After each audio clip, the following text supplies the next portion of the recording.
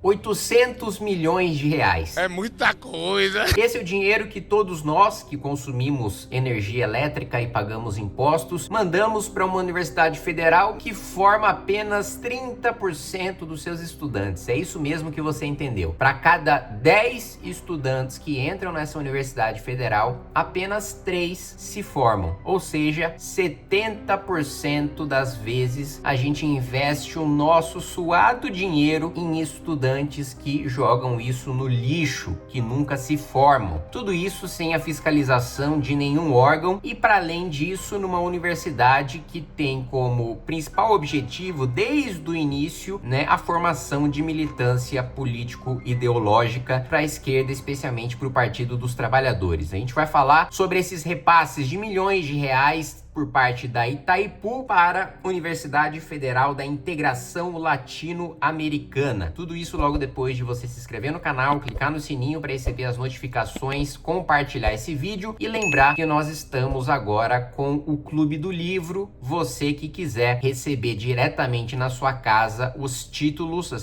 cujas capas estão muito bonitas, para além, claro, do conteúdo de clássicos que todos nós sabemos que são necessários, são essenciais para a gente ler e entender o mundo de maneira geral, especialmente no que diz respeito à política, e além disso, fomentar a expansão da nossa editora Valete, que não só vai relançar clássicos com comentários de autores, de políticos, de gente que tem relação e tem importância para falar sobre aquele assunto do clássico, escrevendo seu prefácio, pós-fácio, mas também a edição de novos livros contemporâneos. Vamos lá então. Destino de mais de 800 milhões provenientes da Itaipu Binacional nos últimos 2 anos, a Universidade Federal da Integração Latino-Americana, em Foz do Iguaçu, apresenta uma taxa de sucesso na graduação abaixo da média nacional. A Universidade Federal, criada pelo governo Lula em 2010, aprova apenas 3 de cada 10 estudantes que entram na instituição. Gente, olha que bizarrice,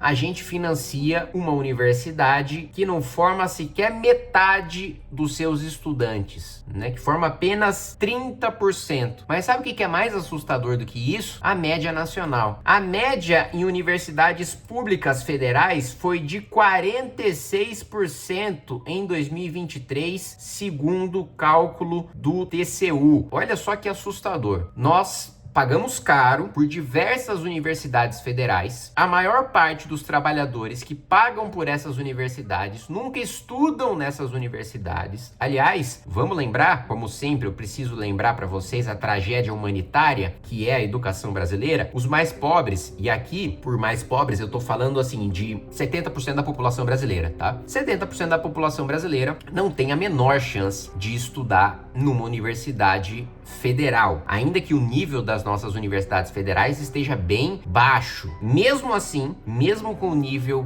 das nossas universidades sendo muito baixo, a maior parte da população não tem a menor chance de estudar nessas universidades. E você sabe o porquê? Discussão de esquerda sempre cota para lá e cota para cá, Como se a educação começasse no ensino superior. Mas vamos lá. PISA, avaliação internacional, sem a maquiagem de eventuais avaliações nacionais. 73% dos brasileiros têm baixo desempenho em matemática. 73%. É um nível que a OCDE considera que você não consegue nem exercer a sua cidadania na sua plenitude. Você entende o que isso significa? Isso significa que não é uma matemática necessária para você ter educação financeira, para você fazer um investimento, que deveria ser uma coisa simples e corriqueira do dia a dia de todo brasileiro. Mas não é. É um nível mínimo para você saber dos seus direitos, saber entender o sistema político, saber como votar. É um nível mínimo de matemática para você ser considerado um cidadão. 73% dos brasileiros não tem esse nível. Não tem um nível de matemática suficiente sequer para entender coisa para assinar um contrato. Entende? É esse o nível, tá? Leitura, 50% baixo desempenho nessa disciplina, sendo que apenas 2% atingiram alto desempenho. Só 2% dos brasileiros têm alto desempenho em leitura, 50% tem desempenho baixo. Mais uma vez, um nível em que sequer a pessoa tem condição de exercer a sua cidadania. Então, esse trabalhador que está nos 73%, que não tem um nível de matemática básico para exercer cidadania, muito menos para prestar uma prova, um concurso, paga os impostos mais pesados do mundo subdesenvolvido, da América Latina, paga mais impostos do que qualquer um, porque os impostos estão concentrados no consumo e financiam universidades federais, não só em que eles nunca vão estudar, mas em que mais da metade dos alunos não se formam, ou seja, que mais da metade do nosso dinheiro é jogado na lata do lixo. A título de comparação, veja só, e só para adiantar, tá? Em razão de tudo isso, eu já vou apresentar a convocação do ministro da Educação para prestar esclarecimentos do porquê que a gente mantém uma universidade que só forma 30% dos seus estudantes, apesar de todas as universidades federais, como mostrado pelo TCU, terem um desempenho ridículo. A taxa de sucesso de graduação, vamos pegar as melhores universidades do mundo, Estados Unidos, Harvard, Yale e Princeton, que são universidades difíceis de você entrar e mais difícil ainda de você sair, 97 a 98% se forma. Entrou, 97 a 98% se forma. Stanford, 94,4%. No Reino Unido, Oxford, Cambridge, vamos lá, mais de 90%. Mas agora vamos pegar as instituições que estão no patamar abaixo. A média ali, juntando tudo ali nos Estados Unidos, taxa média de graduação, 63%.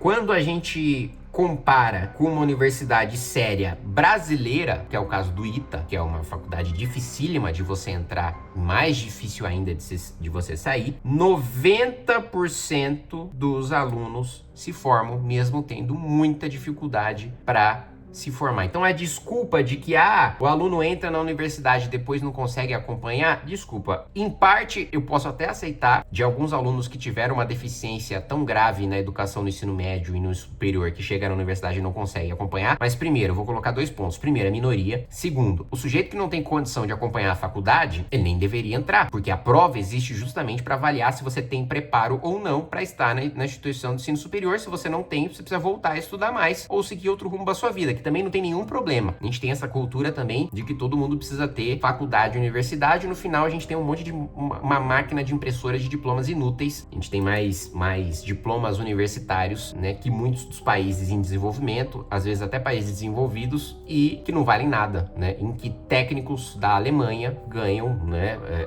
5, 6, 7, 8 vezes mais do que um graduado em uma função bem remunerada no Brasil, né? Se a gente for pegar até engenheiro, por exemplo, bem remunerado em relação ao resto dos brasileiros. Então, assim, é um negócio bizarro, assustador. Para além da questão do ensino básico, em que a gente não tem o mínimo do mínimo, nós ainda fazemos a insanidade de financiar instituições públicas que rasgam todos os dias o nosso dinheiro e jogam no lixo, e que ficam promovendo greves e mais greves, como se, primeiro, só houvesse responsabilidade por parte do MEC. Sim, o MEC é um dos grandes culpados pela tragédia humanitária da educação brasileira. E o MEC, não tô falando só o MEC de agora, tô falando o MEC dos últimos 40 anos. Mas as próprias universidades também não entregam a qualidade para fazer jus a muitas das demandas, principalmente de aumento de salário, que eles fazem pro MEC. Eles não estão entregando essa qualidade, e sempre é mais dinheiro injetado, mais dinheiro injetado, mais dinheiro injetado. Mesmo na educação básica, com o Fundeb, boa parte da deficiência no investimento em ensino básico foi suprido, foi superado.